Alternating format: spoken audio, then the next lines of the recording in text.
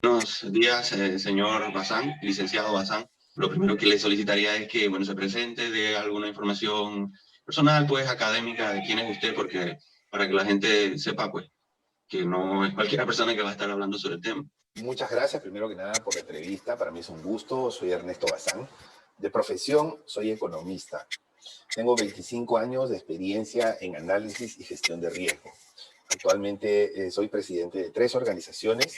Primero de la calificadora de riesgo Ever Ratings, de una empresa de certificación que se llama The Certification of Risk Management Certification, que está basada en Londres, en Reino Unido. Y soy presidente de una empresa de capacitaciones en Panamá, con filiales en Costa Rica y Dominicana, que se denomina Ernesto Bazán Training Corporation. Tengo 11 años en mi corporación, pero antes he trabajado en calificadoras de riesgo, en filiales internacionales, filiales de calificadoras internacionales. He tenido oportunidad de vivir en varios países y estudié además de economía, una maestría en finanzas y un MBA en el INCAE Business School. Sí, para aquellas personas que no conocen lo que es el control de precios, pues sería bueno que explicara un poquito y si conoce de verdad casos exitosos de otros países que hayan implementado medidas similares, porque la verdad es que apenas yo busco en internet, son cosas negativas nada más que aparecen, ¿no? Bueno, no, digamos, la historia económica no nos da casos de éxito, desafortunadamente, en el control de precios, ¿no? Al contrario, lo que nos da son situaciones de crisis, ¿no? ¿Por qué crisis? Porque el control de precios genera escasez, ¿no? Yo sé que esto es una frase trillada, que el control de precios genera escasez, pero lo importante es explicar por qué genera escasez. Imagínese el dueño de una fonda que prepara menú ejecutivo, almuerzo ejecutivo para los clientes de la fonda, ¿no? Entonces, y lo vende esos menús 5 balboas. Vamos a suponer que el dueño de la fonda lo vende en 5 balboas. Ese empresario, ese emprendedor, tiene un costo, ¿no?, de 3 balboas, ¿cierto? El costo de 3 balboas, y se gana 2 balboas, se gana entre comillas, porque de esas 2 balboas, un balboa es su ganancia y y el otro balboa es para sus gastos, ¿no? Porque necesita un cocinero, necesita pagar luz, necesita pagar el alquiler del local, necesita pagar a un, digamos, ayudante que le va, que va a servir la comida. Entonces su ganancia no es 2, realmente es solamente 1, ¿no? Para ponerlo en este ejemplo. Entonces imagínate que un día llega la autoridad y le dice a ese empresario, a ese dueño de fonda, mira, es que tú no lo puedes vender a 5. ¿Por qué? Porque yo lo digo. Porque la gente necesita comida más barata. Así que tú no lo puedes vender a 5. Lo vas a vender de ahora en adelante a 3. Entonces, ese empresario, digamos, el costo de los insumos que usa es 3. Es lógico pensar que ese empresario va a decir, pues no me conviene. Sale perdiendo. No funciona. Por lo tanto, ¿qué cosa es lo que va a decir el empresario? Va a decir, mi hermano, no me conviene vender estos almuerzos. Entonces ya no voy a vender almuerzos. ¿Qué cosa es lo que voy a vender? Voy a vender empanadas, voy a vender galletas, voy a vender lo que sea, porque ya no me conviene vender almuerzo, porque nadie va a trabajar a pérdida. Eso es sentido común, ¿no? Eso va más allá de la economía. Es más básico que la economía, es sentido común. Nadie va a vender a pérdida. Entonces, ¿qué va a pasar? Va a pasar que la gente que iba ahí va a llegar, señor, el menú del día, no hay menú. ¿Cómo no hay menú? Entonces va a la fonda del frente, no hay menú porque al otro tampoco le conviene. Entonces, ¿qué va a generar eso? Escasez. Así, de una manera sencilla, con un ejemplo cotidiano, en lenguaje coloquial y con numeritos sencillos, he tratado de explicar por qué el control de precios genera escasez. Simplemente, esto no es que el empresario malvado, que ahora pues está saboteando, porque ahora no le conviene, porque le han controlado el precio, porque le han reducido la ganancia. No, es simplemente una cosa de sentido común. Entonces, básicamente podría inferir que no existen beneficios reales, sostenibles del control de precios. No hay beneficios. Ahora, claro, ¿qué pasa? Mira esto, ¿eh? Entonces, vamos a decir que la autoridad le va a decir al dueño de fonda, mira, pero tú no te preocupes, ¿no? No te preocupes, ¿por qué? Porque tú lo vas a vender a 3. Señor, pero yo necesito venderlo a 5. No te preocupes, porque los 2 que tú vas a dejar de ganar, yo te lo voy a pagar. ¿Cómo se llama eso? Subsidio. Exacto. Aplica para la gasolina, aplica para los alimentos, entonces subsidio. No te preocupes, yo te voy a subsidiar. Ahora, cuando alguien va a subsidiar, lo primero que tiene que tener es plata para subsidiar. Yo no puedo subsidiar a un tercero si no tengo plata. ¿Me explico? O sea, si yo veo a un mendigo en la calle, yo solamente le voy a dar dinero si tengo dinero. Si no, no le voy a dar. Entonces, ¿pero qué pasa? La realidad es que nuestro país, nuestro querido Panamá, es un país deficitario, ¿no? O sea, en términos sencillos, ¿qué significa deficitario? Que tú tienes una cantidad de ingresos y tus gastos son mayores, por lo tanto tienes déficit. O Claro. sea, en buen panameño, al país no le alcanza el dinero para cubrir todos sus gastos. ¿Por Ok. qué? Porque gasta mucho y se gasta en cosas que no son importantes. ¿Okay? No vamos a entrar ahí en detalle, podemos Sí. entrar en detalle, pero en esta explicación, o sea, Ah, al país no le alcanzan los ingresos. ¿Cómo se cubre esa diferencia? Como en cualquier familia, como en una empresa, como una persona, si no me alcanza el dinero, si no me alcanzan los ingresos para, digamos, para cubrir los gastos, ¿qué hago? Me endeudo y lo cubro con deuda. Entonces, pero la diferencia es que si yo me endeudo, esa deuda, ¿quién la tiene que pagar? Yo, sí, señor. claro. En cambio, en el caso del gobierno, el gobierno se endeuda, pero para que lo pague otro. O sea, el gobierno se endeuda para que lo pague el panameño, que El es el país. mismo que está recibiendo los subsidios. Entonces es bien interesante, ¿no? ¿Por qué? Porque el gobierno le dice, mira, no te preocupes, los alimentos van a bajar. Y a ti te voy a subsidiar, le dice al empresario, al comerciante. Dice, no te preocupes, te voy a subsidiar. Entonces, con esta mano pide dinero. Y con Pide. la otra mano se lo Sí, da al empresario. Pero ese dinero que ha pedido, y el empresario le da el precio bajo al usuario, al consumidor. Y el consumidor es el que tiene que pagar el dinero que se pidió con esta mano. ¿Me explico? Entonces, al final, lo que te quiero decir es que si ese menú, que debería costar 5, el usuario, el consumidor, paga 3, los otros 2 lo va a pagar él mismo al crédito en un futuro. Ahora, sí, siempre habrá gente que dice, no, no, no, no, pero espera. Eso se va a pagar con impuestos. Yo soy un ciudadano que gano salario mínimo, ¿eh? 600 balboas, no pago impuestos. Así que yo no voy a pagar eso. Así que ese es problema de otros. Mentira. Ese es problema de todos. No es problema solamente de los que pagan impuestos. ¿Por qué? Porque cuando el país tiene más gastos, hay dos formas en las cuales se puede pagar esos mayores gastos. Y a eso hay que explicarlo bien, porque la ciudadanía no es muy consciente. La primera forma de pagar esos gastos es con impuestos, es verdad. Y muy probablemente los impuestos van a tener que subir, no ahora, sino en el siguiente gobierno. ¿Okay? Bien. Y la segunda razón, pues básicamente el ITBMS es el candidato, digamos, a subir. Esa es la verdad, ¿no? Entonces, porque si no, no se va a poder pagar la deuda. Todas las deudas se pagan, señores, todas las deudas se pagan.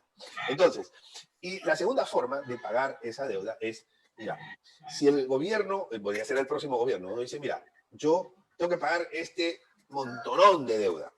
Para pagar toda esta deuda, entonces yo tengo que dejar de gastar en otras cosas, porque el pago de la deuda es un gasto. Entonces, si yo gasto en pagar deuda, yo tengo que dejar de gastar en otras cosas. Y entonces eso perjudica a los sectores económicos de niveles socioeconómicos más bajos, a la gente sí, más pobre, para decirlo en buen panameño. ¿Por qué? el- Porque se va a gastar menos en educación. O sea, exacto. se va a gastar menos en escuelas, se va a gastar menos en carreteras, se va a gastar menos en hospitales, se va a gastar menos en medicamentos. ¿Por qué? Porque pues, si se gasta mucho en deuda, entonces vas a tener que reducir otros gastos. Y Sí, desafortunadamente, digamos, la población que necesita, ¿no?, agua potable, hay mucha gente que no tiene agua potable, ¿no?, que no tiene electricidad, es una de las más perjudicadas porque ya no se va a gastar en llevar esos servicios públicos. Entonces, al final, ¿quiénes van a pagar toda esa deuda abultada? No solamente los que pagan impuestos, todo el país va a pagar. exacto. Entonces, quiere decir que este control de precios con subsidio es un total engaño. ¿Por qué? Porque, digamos, mucha gente está creyendo que va a pagar menos. No, no vas a pagar menos. Hoy día vas a pagar menos, mañana pagas la diferencia, pero vas a pagar con intereses. ¿Okay? Exacto. Entonces, no Licenciado, estamos viendo el futuro, hay que ver esto con una perspectiva global. el presidente Varela hace, bueno, en su gestión anterior también implementó una medida de control de precios. Tampoco hubo beneficio, entonces no entiendo por qué se vuelve con esta medida nuevamente. Si tú eres un importador, porque yo le puse el ejemplo del dueño de una fonda, ¿no? Pero Ujú. si tú eres un importador, tú no vas a importar algo a 5 para venderlo a 3. Entonces, el control de precios genera escasez. Pero cuando se mezcla el control de precios con subsidio, que eso no fue el caso de la administración anterior, administración Varela, porque ahí no se subsidió, o sea, ahí hubo solamente control de precios. Cuando tú mezclas las dos cosas, control de precios con subsidio, entonces eso genera digamos, un endeudamiento futuro, por un lado, ¿ya? Y por otro lado, una sensación de que los precios están bajos. Y algún día, cuando la deuda se acabe, porque las tarjetas de crédito también tienen un límite, y cuando Claro. ya no pueda tomar más deuda, el precio va a tener que rebotar, y eso es lo que se llama el desembalse, ¿no? Entonces, el precio va a tener que rebotar a su realidad. Entonces, eso es exactamente como las personas que vivimos otra realidad, o que viven, yo no, espero que no, otra realidad, usando su tarjeta de crédito. O sea, que con su tarjeta de crédito están viviendo otra realidad, ¿no? ¿Por qué? Pues no les alcanza. Entonces, si no les alcanza, toman deuda con su tarjeta de crédito, ¿no? Entonces, se compran ropa, se van de viaje, ¿no? Se lo gastan en fiestas, invitan, ¿no?, a los amigos a esto, lo otro, gastos innecesarios, ¿no? ¿Qué pasa con esas personas? Todos conocemos a alguna persona, un amigo, un familiar, alguien que ha estado en esa situación. Todos conocemos a alguien, ¿no?, que vivió otra realidad con tarjeta de crédito. ¿Y qué pasa? Vivió una ficción, porque un día, ¿qué pasó? Esa tarjeta de crédito, o sea, se le agotó el saldo, se le acabó el límite de crédito en la tarjeta de crédito, en la tarjeta. Entonces, esa persona ya no pudo seguir viviendo esa realidad. Entonces, ahí tiene que aterrizar, tiene que caer de una nube, ¿no?, Claro. la ficción en la que estaba viviendo, y ¿qué más? Nadie le presta. O sea, llega a una situación crítica esa persona, ¿no? Nadie le presta, ya no puede gastar lo que gastaba antes, tiene que acomodar, o sea, entra en una situación que denominamos una situación de quiebra. Eso mismo que le ha pasado a muchas personas, lamentablemente, ¿no?, por no manejar bien sus finanzas, eso mismo le puede pasar al país. Al país. O sea, que el país no puede quebrar. Señores, el país sí puede quebrar. Quebrar significa no poder pagar sus obligaciones. Si un país, una familia, una empresa, quien sea, se empieza a endeudar y empieza a vivir, en algún momento esa deuda es tan grande que la gente le dice, ya no te voy a prestar. Los mercados internacionales dicen, ya tú estás muy endeudado, ya no te voy a prestar. Y cuando uno dice, yo no te voy a prestar, los demás dicen, yo tampoco presto. Y se le acabó el crédito al país. ¿Cómo le vamos a pagar a los médicos, a las enfermeras, a los policías, a los maestros, a los jubilados? ¿Cómo le vamos a pagar? ¿Cómo le vamos a pagar si el país nuestro no emite dinero? O sea, nosotros no somos como otros países que, bueno, no nos prestan, no importa, tenemos una maquinita porque la moneda es pesos o la moneda es la que sea, entonces imprimimos y bueno, salimos del paso. Nosotros no tenemos esa opción, nosotros no imprimimos nuestra propia moneda. Sí, hay un dicho por ahí muy popular que lo he escuchado muchas veces y leído muchas veces por parte del panameño, que es como que si en Panamá está el canal básicamente nos va a dar para todo, para siempre. ¿Qué le diría usted a esos panameños? Bueno, primero que nada, que el canal es una bendición. ¿Cuántos países en el mundo tienen un canal? Que obviamente nos deja la posibilidad de tener un ingreso que contribuye a las finanzas y que no viene de los impuestos de los panameños, ¿no? Entonces, eso es una bendición. Y con las bendiciones tenemos que ser agradecidos y además tenemos que cuidar esa bendición. Entonces, el canal tenemos que cuidar. Los recursos del canal son escasos. O sea, no son infinitos. O sea, no es que yo aprieto un botón y quiero tanto y me llega. No. Entonces, el canal tiene ingresos estables, ¿no?, que van creciendo conforme va creciendo la economía del mundo. ¿Okay? Entonces, pero son ingresos que no son infinitos. Entonces, el canal no es un salvavidas, es una bendición, ¿no? Es un atenuante en nuestras necesidades, sobre todo sobre todo los esquemas impositivos, porque no necesitamos tener impuestos muy altos gracias al canal. Pero, a ver, para que los panameños tengan una idea, el canal más o menos le deja al país al año $2.000 millones. 2.000 millones, más o menos, ¿no? Bueno, eso debería ir subiendo, pero vamos a ponerlo más o menos en números redondos. En esta mesa de diálogo, como tú dices, ¿no?, si cabe el término, ya ahí casi se fueron los 2.000 del canal. ¿Por qué? Porque tienes el subsidio a los combustibles. El subsidio a los combustibles Se calcula que debe ser más o menos como 60 millones por mes, por 12, son como 720, ponle 700 millones, más o menos. Y ahora viene el subsidio a los 70 alimentos, ¿no? Es una barbaridad. O sea, eso puede llegar a 1.000 millones, ¿no? Entonces ya sumándolo más, los 70 más los 1.000 millones, ya ahí se va. Casi que se nos fue lo del canal. O sea, eso es como, digamos, el habernos sentado en esa mesa y el haber obtenido esa negociación es como el equivalente a que el canal haya desaparecido, para ponerlo en ese contexto. Sí, es que el panameño, siento yo, que piensa que al fin y al cabo ese dinero no va a salir de su bolsillo, directo o indirectamente, y por eso apoya tantas estas medidas de subsidio.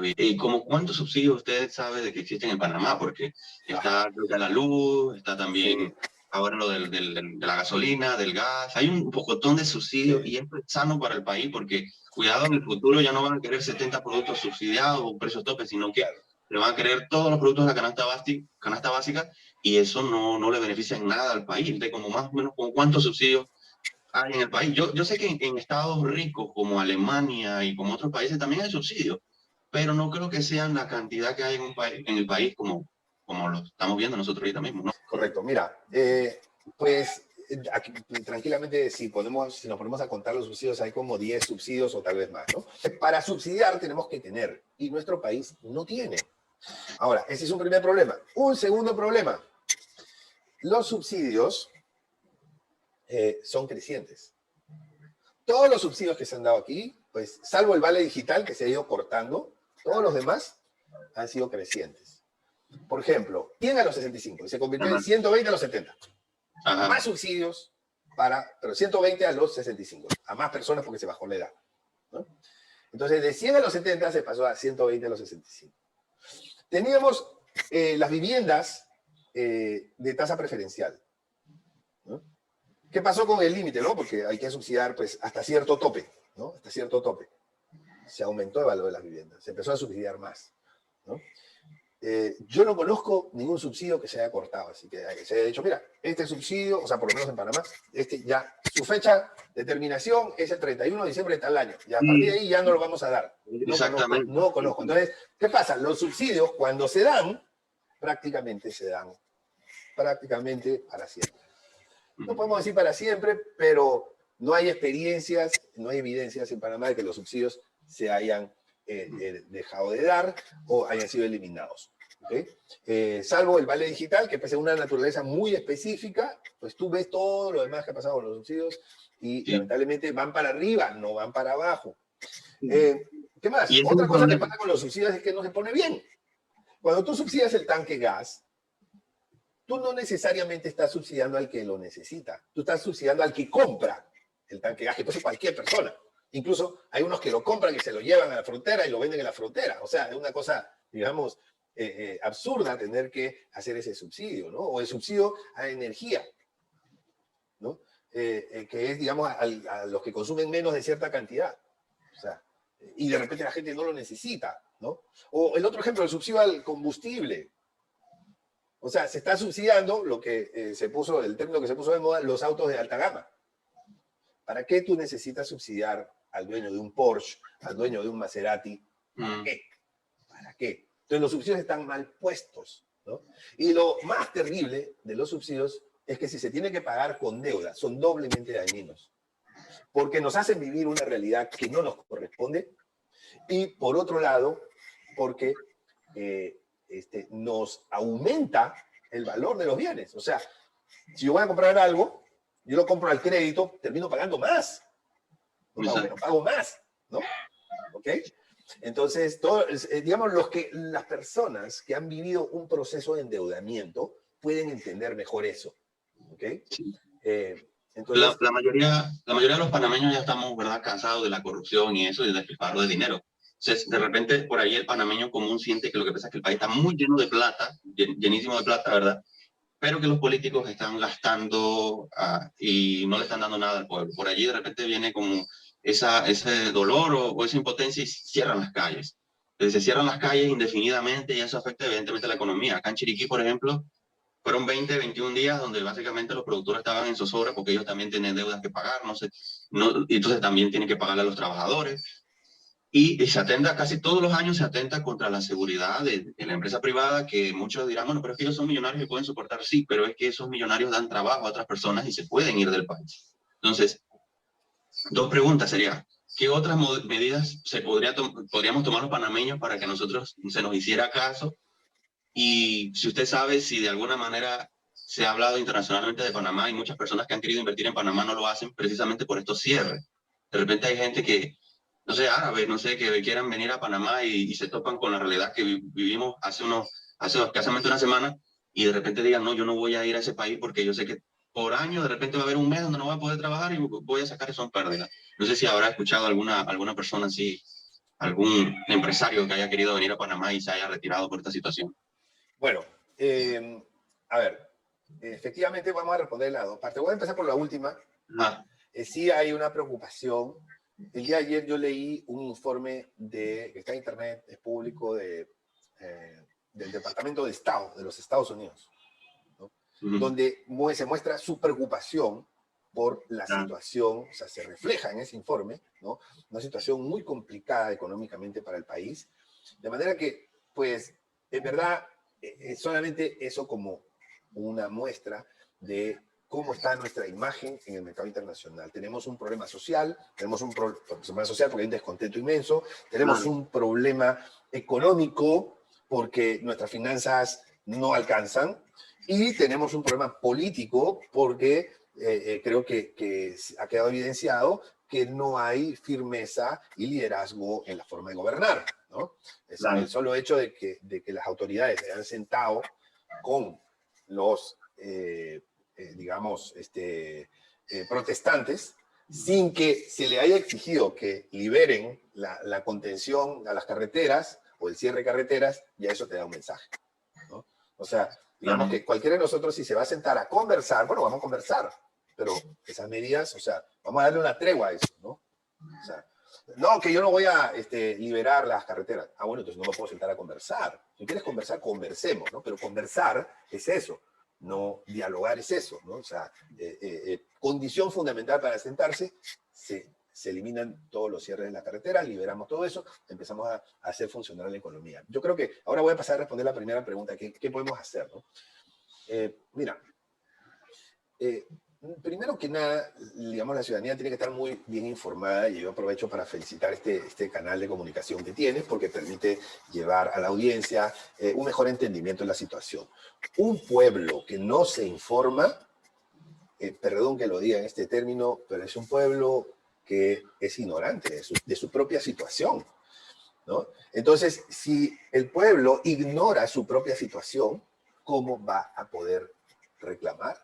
¿Cómo va a poder plantear alternativas si no está informado de lo que pasa? Entonces, primero que nada, necesitamos informarnos, toda la ciudadanía, toda la población, no solo Chiriquí, todo el país. Bien, primero que nada. Segundo, yo creo que tenemos que empezar a involucrarnos, ¿no? Empezar a involucrarnos. Por mucho tiempo hemos sido pasivos, yo soy uno de esos, que sabía de economía, pero no me sentaba con una persona a conversar, o no iba a los medios a dialogar sobre estos temas, o sea, y reconozco que había ahí una falta de involucramiento, ¿no? Porque pues se tiene que poner, digamos, se tienen que dar las opiniones, y cada uno desde su rol. El que es gobernante tiene que involucrarse como gobernante, ¿no? El que es asambleísta, congresista, diputado, tiene que involucrarse como tal, el periodista tiene que involucrarse como tal, la sociedad civil como tal, el empresario como tal, los analistas independientes como yo, hay que involucrarnos, o sea, hay que poner los temas sobre el tapete y hay que decir las cosas como son, ¿okay? Bien, entonces, y algo muy importante, ¿no? O sea, si nosotros hacemos ese esfuerzo, entonces va a haber una presión importante. No es necesario cerrar las calles, cerrar las carreteras para elevar los niveles de protesta, ¿no? Existen las marchas, por ejemplo, las marchas pacíficas. O sea, que hemos venido a marchar, ¿no? Y yo he visto marchas que han sacado presidentes. Solamente con marchas. No se necesita cerrar carreteras, no se necesita violentar, digamos, el funcionamiento de la economía. Bueno, entonces, y ahora, muy importante desde el lado del gobierno. ¿Qué cosa puede hacer el gobierno? Tratar de resolver los problemas a punta de subsidios es un gran error. ¿Qué es lo que puede hacer el gobierno? que puede hacer es buscar promover el empleo. ¿Cómo se puede buscar promover el empleo? Hay que bajar los gastos. ¿Y eso cómo puede ayudar al empleo? Porque si tú bajas los gastos, puedes aumentar la inversión.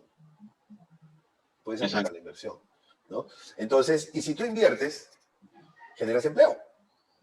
¿Ok? Entonces, una inversión, ¿qué cosa es? Una inversión por parte del Estado, ¿qué cosa es? Construir una carretera. Si nosotros queremos que la economía empiece a reactivarse para generar más empleo, necesitamos carreteras. No solamente que no nos cierren las carreteras, sino que haya más y mejores carreteras, mejores vías de comunicación. Con respecto más a eso, puentes, más hospitales, más escuelas, eso, más veredas calzadas, señores, eso genera empleo, ¿no? Entonces, eso es lo que no se está haciendo.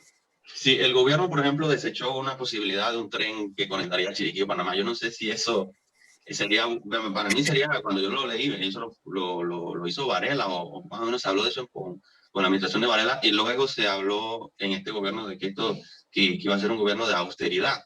Y hay cosas por allí que no sé cómo se pueden tomar como austeridad, pero bueno, entonces, como usted dice, hay que construir más y hay que hacer más cosas y promover el empleo, más que los subsidios, pero es a veces un poco complicado porque la gente quiere las soluciones inmediatamente. Entonces, hay una pregunta que no les coloqué ahí, se me olvidó colocársela, y es una relacionada sobre la comarca, que es una comarca 9, que es una de las áreas más pobres del país, si no la más pobre, y resulta de que allí se vive una realidad en la que ningún panameño puede invertir a menos que no seas noble o te cases con una persona de esa etnia. Entonces, básicamente allí no hay inversión de nada, solamente entre los nobles. Lo que invierte son tienditas y cosas así mínimas. Y pasa que yo veo la realidad de Panamá, que la realidad de Panamá es muy diferente a esa área, entre, bueno, hay más posibilidades, porque Panamá ha tenido mucha inversión extranjera. De hecho, el canal de Panamá se construyó gracias a extranjeros y la economía de nosotros se basa también mucho en inversión extranjera. Entonces, mi pregunta es, ¿esa medida es sostenible en el tiempo? O sea, realmente la comarca pues tiene su jurisdicción y sus cosas, pero se están atentando con ellos mismos, porque si no se está promoviendo pues la inversión en esas áreas, porque hay áreas turísticamente que serían fantásticos, la construcción de hoteles, de miradores, y ellos pueden vender sus artesanías y sus cosas, pero no se da. Entonces, ya que ellos están tan cerrados con respecto a esta situación, ¿de qué manera usted considera que esas áreas podrían, por decirlo así, sostenerse económicamente en el tiempo, porque no se está dando esa inversión o no se podría hacer eso? Bueno, dos preguntas. El tren a Chiriquí. El tren a Chiriquí, o sea, mira, cualquier tren es positivo para la economía. Líneas de metro, por ejemplo, aquí dentro de la ciudad, o una conexión entre Panamá Oeste y la ciudad capital, ¿no? O sea, Chorrera, Raiján y la ciudad capital, eso dinamiza la economía. O sea, no solamente por la inversión, sino además por el beneficio que eso genera, ¿no? O sea, hoy en día, en las horas punta, es un martirio movilizarse de la ciudad a la Chorrera, ¿no? Claro. Para la ida y de allá para acá también en las horas punta. O sea, es un martirio. Es casi como irse a otro país en términos de tiempo, ¿no? Es muy perjudicial, ¿no? Entonces, se perjudica la economía cuando se afecta el tiempo de las personas. Lo que necesitamos es que las personas podamos conseguir más cosas en menos tiempo para ganar eficiencia, para ganar productividad. Claro. Entonces, un tren a la bici. El problema es que no hay plata. Ese es el problema. ¿Okay? O sea, que no nos vengan con cuentos que sí, que no hay mucha gente para allá. O sea, no. El problema es que no hay plata para financiar ese tren. Eso es, ¿no? Entonces, vuelvo a lo mismo, tenemos que gastar menos, ¿no? O sea, gastar menos publicidad estatal. Por ejemplo, si es una medida, o sea, mientras no se diga que hay que gastar en menos publicidad estatal, yo no voy a creer ningún mensaje que diga que estamos en austeridad. O sea, primera medida de austeridad es no gastamos en publicidad, nada. Quiero ver eso. Claro. Pero eso no ha pasado, ni creo que va a pasar. Entonces, así que sería un tren muy positivo. O sea, para que tú tengas una idea, Copa es una línea aérea que vuela todos los días a Panamá-David, ¿no? O sea, claro. Sí hay una demanda, claramente hay una demanda de clientes que se movilizan, ¿no? Por razones personales, comerciales, de negocio, de todo tipo, ¿no? Entonces, y a esa demanda que ya existe, si tú construyes un tren, tendrías que incorporar la demanda de los que viajarían, ¿no? Porque hay gente que dice, bueno, se me complica ir a Chiriquí. Pero ya con un tren, no, ya se me facilita, tal vez ahora sí puedo ir, ¿no? Entonces es que, digamos, eso va a aumentar más demanda. Y si la gente aquí en Panamá, ¿no?, se quiere ir un fin de semana a Chiriquí, tiene mayores opciones, hay gente que va a gastar más, el consumo dinamiza también la economía, ¿no? Entonces, por todos lados sería positivo. Bueno, entonces la siguiente pregunta es sobre la comarca. Mira, la comarca, pues, si no abre su economía, va a ser muy difícil que pueda desarrollarse. Porque Exacto. los recursos que tiene son muy limitados, ¿no? Exactamente. Entonces, si tú quieres desarrollarte, si tú quieres tener mejores escuelas, ¿no?, si tú quieres tener mejores servicios de salud en tu comunidad, tú necesitas invertir, ¿no? Y el sector privado, digamos, es importante. Entonces, cerrarle las puertas al sector privado y tener casi como un círculo de autonomía, solamente los está perjudicando a ellos, ¿no? O sea, la diferencia es que si tú abres la economía, ¿no?, como, digamos, por ejemplo, ¿no?, le das una concesión a un hotel, ¿no?, porque con las playas fantásticas que tiene la comarca, o sea, pueden darle la concesión a un hotel. Aquí damos la concesión. Ese hotel va a llevar más gente. Ese hotel va a pagar más tributos a la comunidad. Ese hotel va a generar más empleo, ¿no? Porque digamos, en la comarca hay mucho subempleo, ¿no? En cambio, un empleo, digamos, más formal se puede generar si es que te pongo el ejemplo de este hotel, ¿no? Puede ser un hotel, puede ser un buen restaurante, una franquicia de restaurante, ¿no? Entonces, entender que necesitamos despertar la inversión para que la inversión vaya, y no solo a la comarca, por el sitio. Porque si llega la inversión va a generar empleo. Exacto. Y cuando hay empleo, hay posibilidades de movilizarse socialmente.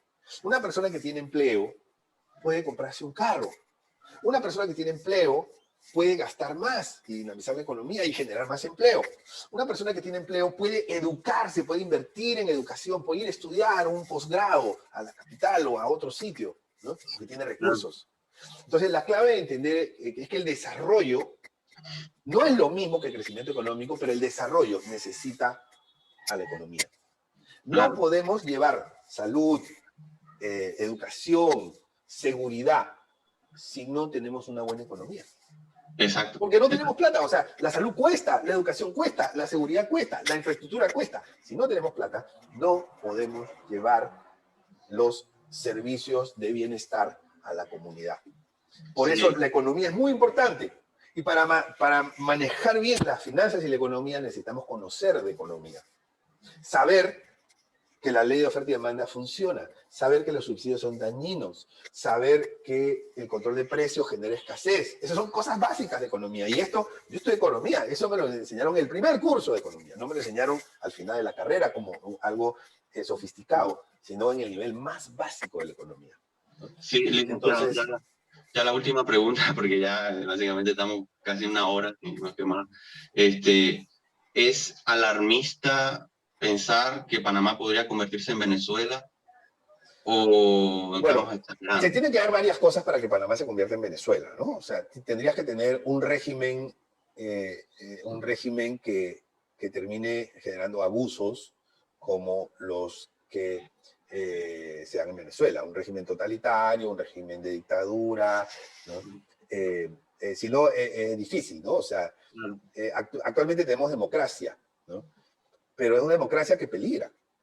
¿Por qué? Porque la ciudadanía, en su desesperación, que votó por un político X, no le funcionó. Se fueron por otro político que creían que les iba a ir mejor. No le funcionó. Se fueron por otro y le fue peor. Entonces la ciudadanía dice, ¿sabes qué? Yo no creo en estos ciudadanos. Vamos a buscar una nueva opción. Y en esa búsqueda de la nueva opción, abrimos las posibilidades a que pueda, digamos, ganar democráticamente una agrupación que después termine siendo totalitaria como Venezuela, como Nicaragua, ¿no? Entonces, porque eso es cierto, o sea, en Venezuela y Nicaragua, o sea, los dictadores, digamos, llegaron por la democracia. O sea, no llegaron a través de una dictadura, llegaron por democracia, ¿no? Entonces, estamos nosotros en una etapa democrática. ¿Que es posible? Sí. ¿Que es probable? Pues por el momento la probabilidad es baja. Baja creciente, baja acercándose a media, ¿no?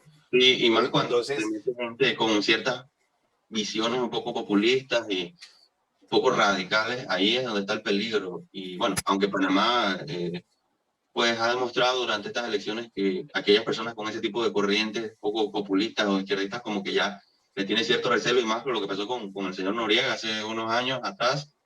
Y bueno, esa es la parte que de repente uno puede decir que está un poco más tranquilo en ese sentido, porque o sea, yo no me quiero imaginar vivir en un lugar donde una persona que llegue con estas medidas populistas, que es lo que más me pone a pensar, porque de repente en el próximo gobierno ya no va a ser 120 a los 65, sino 200 a los 60. Y si nos vamos y nos vamos con esas medidas, destruimos el país, llegará alguien con esta perspectiva y pueda apoderarse del país. Ese es de repente el temor más grande que al menos de mi parte tengo, ¿no? Porque yo veo a los venezolanos que están en Chiriquí, que están pidiendo limosna y que nos comentan un poquito más de la situación que se vive en Venezuela, y no me quiero imaginar vivir en un país así. Entonces, bueno, le agradezco mucho el tiempo que tomó para explicarnos este tema, y espero que el video pues sea para ilustrar un poquito a la población sobre estas medidas que ha tomado el gobierno, y bueno, espero poderlo tener en otra oportunidad si se da el caso. Así que le agradezco. Muchas gracias.